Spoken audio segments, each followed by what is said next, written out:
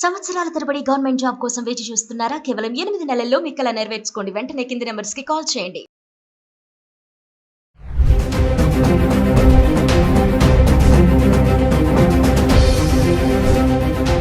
Hi hello నమస్తే, welcome back to Suman TV. ప్రస్తుతం మనతో పాటు ఉన్నారు consumers affairs committee chairman Mandari Krishna Reddy గారు. నమస్తే సార్. నమస్తే. సార్, అమెరికా ట్రంప్కి సంబంధించి మనం వీడియోలు చేస్తూనే ఉన్నాము. మరి కొత్తగా అమెరికాలో ఉన్నటువంటి భారతీయ విద్యార్థులను భయపెడుతున్నటువంటి కొత్త బిల్, ఓపీటీ బిల్, అది రద్దు చేసేశాడు. మరి ఏంటి సార్, దానివల్ల మన వాళ్ళకి వచ్చినటువంటి నష్టాలు ఏంటి? అంటే ఎవరైనా ఇతర దేశస్తులు అమెరికా వెళ్ళి చదువుకునే స్టూడెంట్స్ కానీ, లేక ఏదైనా రీసెర్చ్ స్కాలర్స్ కానీ, ఎడ్యుకేషన్ సంబంధించినటువంటి లైన్లో ఉన్న వాళ్ళకి ఎక్కువ భాగం అమెరికాలో ఒక విధానం కొనసాగుతోంది. సపోజ్ వాళ్ళు ఏదో ఒకైనా వీసా తీసుకొని అక్కడికి వచ్చి ఎడ్యుకేషన్ కంటిన్యూ చేయడం కానీ, ఈ రీసెర్చ్ స్కాలర్ ఇట్లా కంప్లీట్ చేసినప్పుడు వాళ్ళకి ఇచ్చిన వీసా పీరియడ్ ఏదైతే ఉంటుందో 2 years 3 years ఎంత ఉంటుందో ఎడ్యుకేషన్ దానికి సంబంధించిన రీసెర్చ్ వరకు ఆ పీరియడ్ ఉంటుంది. ఆ పీరియడ్ తర్వాత కూడా 1 సంవత్సరం నుంచి 3 సంవత్సరాల దాకా వాళ్ళు అక్కడే ఉండి జాబ్స్ చేసుకుంటూ ఇంకా ఫర్దర్గా ఆ రీసెర్చ్ లోపల ఇంకా ముందుకెళ్ళడానికి కానీ, ఎడ్యుకేషన్లో ముందుకెళ్ళడం కానీ, లేదా జాబ్ ఏదైనా చూసుకోవడానికి పాసిబిలిటీ కానీ దానికి తగినట్టుగా ఒక అవకాశం గతంలో ఉండేది. Minimum 1 year, maximum 3 years possibility కల్పించేవాళ్ళు. ఈ పర్యాయంలో వాళ్ళకి ఏంటంటే వీసా ఉన్నట్టే లెక్క, అంటే వీసా ఎక్స్టెండ్ చేసినట్టు లెక్క. ఒక రకంగా ఓపీటీ అంటే ఇక్కడ వాళ్ళకి వీసా ఎక్స్టెండ్ చేయడం ఒకటేను, వాళ్ళు పని చూసుకోవడానికి ఒక అవకాశం ఉండేది. అయితే ఇది ఎక్కువ ఏంటంటే యూనివర్సిటీలో మాత్రమే ఈ పని చూసుకోవాలనేది, క్యాంపస్లోనే ఉండాలి, క్యాంపస్లో ఉండాలి. అది వారానికి 20 గంటలు మాత్రమే పని చేయాలనేది ఉంది, కండిషన్ ఉంది. అంతకన్నా ఎక్కువ పని చేస్తే అది నేరం కింద లెక్క. కానీ సహజంగా యూనివర్సిటీలో ఇంతమందికి జాబులు దొరకడం చాలా కష్టం. కాబట్టి ఏం చేస్తారు వీళ్ళు, యూనివర్సిటీలో కాకుండా బయటకు వెళ్ళి పనులు చూసుకుంటారు. 20 hours చేస్తే దానివల్ల లాభం లేదు కాబట్టి, ఎందుకంటే 20 hours అమెరికన్ సిస్టమ్ ప్రకారంగా చేస్తే, అంటే అమెరికన్స్కి ఎంత అయితే డబ్బులు ఇస్తారో అంత డబ్బులు మన ఇండియన్స్ కూడా ఇచ్చేటైతే 20 hours సరిపోతుంది. కానీ అమెరికన్స్కి ఇచ్చే దాంట్లో 1/4 1/3 మనకి ఇస్తారు కాబట్టి అది సరిపోదు. కాబట్టి ఏం చేస్తారంటే 20 గంటలు సరిపోదు కాబట్టి బయటకి ఎక్కువ గంటలు పనిచేస్తారు. ఈ ఎక్కువ గంటలు పనిచేయడం అనేది నేరానికి సంబంధించిన విషయం. అంటే అమెరికన్స్కు ఉద్యోగాలు దొరకకుండా బయట నుంచి వచ్చిన వాళ్ళు ఆ ఉద్యోగాలు ఆక్యుపై చేసుకొని తక్కువ రేట్లకు పనిచేయడం వల్ల అమెరికన్స్ రావాల్సిన జాబ్స్ రావట్లేదు, అమెరికన్ రావాల్సినంత జీతం రావడం లేదనేది అక్కడ ట్రంప్ యొక్క వివాదం. ట్రంప్ ఓపీటీ రద్దు చేయడంలో ముఖ్యమైన కారణం అది. ఇప్పుడు దీనివల్ల ఏమైందంటే లక్షల మంది విద్యార్థులు నష్టపోయే పరిస్థితి ఏర్పడింది. అంటే వాళ్ళకి చదువు అయిపోగానే ఇక వాళ్ళు వెంటనే మూటముళ్ళు సర్దుకొని వచ్చేసేయాలి, వెనక్కి రావాలి. ఏమాత్రం అక్కడ ఉండడానికి వీలు లేదు. గతంలో అయితే ఓపీటీ ఉండడం వల్ల మినిమం 1 year నుంచి 3 years దాకా వాళ్ళు షెల్టర్ ఉండేది. ఆ 3 yearsలో వాళ్ళకి యూనివర్సిటీ లోపల కూడా పనిచేసుకునే అవకాశం ఉండేది, బయట కూడా పనిచేసుకునే పాసిబిలిటీస్ ఉండేది. వాళ్ళు మొత్తం మీద అంటే యూనివర్సిటీ అని ప్రతిబంధకం పెట్టినా కూడా చాలామంది ఎక్కడ చేస్తున్నా స్టూడెంట్ వీసా ఉంది కదా ఇతనికి, ఎట్లాగైనా 3 ఏళ్ళు 2 ఏళ్ళు ఉంది కదా వీళ్ళు చెప్పిన ప్రకారం ఓపీటీ ప్రకారం, కానీ ఎవరు కూడా పోలీసు కానీ ఎవరు ఆబ్జెక్షన్ చెప్పేవాళ్ళు కాదు. ఇప్పుడు ట్రంప్ తీసుకుని నిర్ణయం వల్ల ఏమైందంటే లక్షలాది మంది విద్యార్థులు వాళ్ళ ఇండియాకు రావాల్సిన పరిస్థితి ఏర్పడింది. ఖచ్చితంగా రాకపోతే ఇంకో మార్గం లేదు. ఎందుకంటే వాళ్ళని 1 month లోపల వాళ్ళకి ఈరోజు ఓపీటీ రద్దు చేశారు, 1 month టైం ఇచ్చారు. 30 రోజుల లోపల వాళ్ళు ఎట్టి పరిస్థితులు ఇండియాకు తిరిగి రాకపోతే వాళ్ళ మీద కేసులు ఫైల్ చేసే అవకాశం ఉంది, వాళ్ళ జైలు పంపించే అవకాశం ఉంది, వాళ్ళ మీద రకరకాల యాక్షన్స్ తీసుకునే అవకాశం ఉంది, ముద్రేసేస్తారు.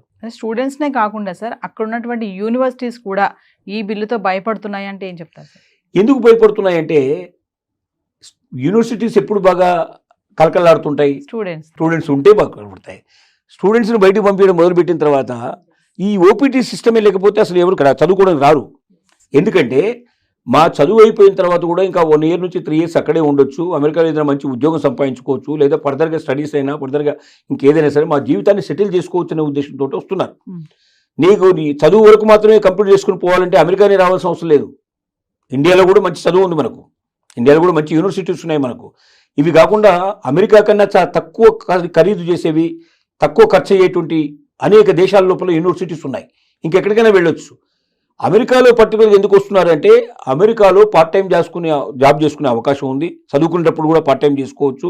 అలాగే చదువు అయిపోయిన తర్వాత కూడా 1 year నుంచి 3 years ఇక్కడ ఉండొచ్చు. మనం ఈ లోపల మనం ఏదో ఒక ఉద్యోగం సంపాదించుకొని మనం పూర్తిగా సెటిల్ కావచ్చు 100% అనే ఉద్దేశంతో మాత్రమే అమెరికాకు వస్తున్నారు. ఇప్పుడు ఓపీటీ తొలగించిన తర్వాత ఇక అక్కడ ఉద్యోగాలు వస్తాయనేది కల్లా, అక్కడ వెయిటింగ్ పీరియడ్ లేదు. మరి అలాంటప్పుడు ఎందుకు వస్తారు? కొత్త విద్యార్థులు రారు, ఉన్న విద్యార్థులు వెళ్ళిపోతారు. కొత్త విద్యార్థులు రారు. మరి యూనివర్సిటీస్ ఏమైపోతాయి? నష్టాల బారిన పడిపోతాయి. చివరికి యూనివర్సిటీలు మూసుకోవాల్సిన పరిస్థితి ఏర్పడుతుంది.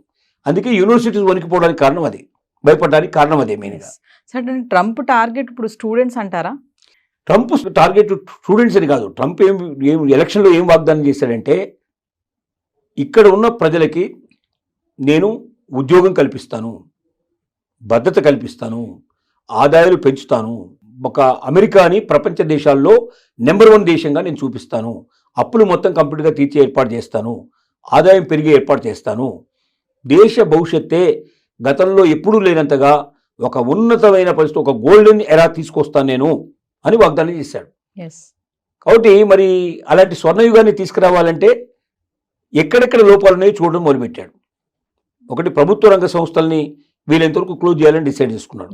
ఎందుకంటే ప్రభుత్వ రంగ సంస్థల్లో అనవసరంగా ఖర్చే విపరీతంగా ఉంటుంది, కానీ దానివల్ల వచ్చే ప్రయోజనాలు పెద్దగా ఉండదు.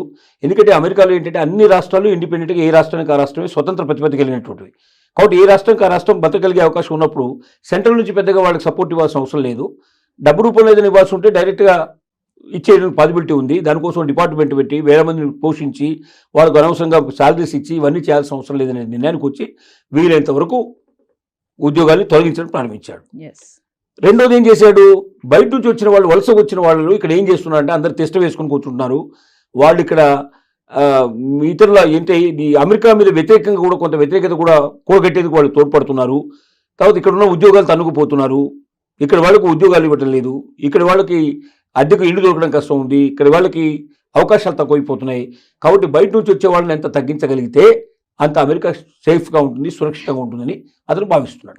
సరే, ఏదేమైనా ఓపీటీ బిల్లు రద్దు చేయడం వల్ల మన స్టూడెంట్స్కి అయితే తీవ్రమైన నష్టమే అనుకోవచ్చు. 100% నష్టమే. విద్యార్థులంతా వెనక్కి రావాల్సిన పరిస్థితి ఏర్పడుతుంది. కొత్త విద్యార్థులు వెళ్ళాలంటే భయపడే పరిస్థితి ఏర్పడుతుంది. ఇక అమెరికా చదువులకి కొంతకాలం స్వస్తి పలకాల్సిన పరిస్థితి ఏర్పడుతుంది. అసలు వాస్తవంగా ఎవరిచ్చినా సలహా ఇది ఇస్తారు.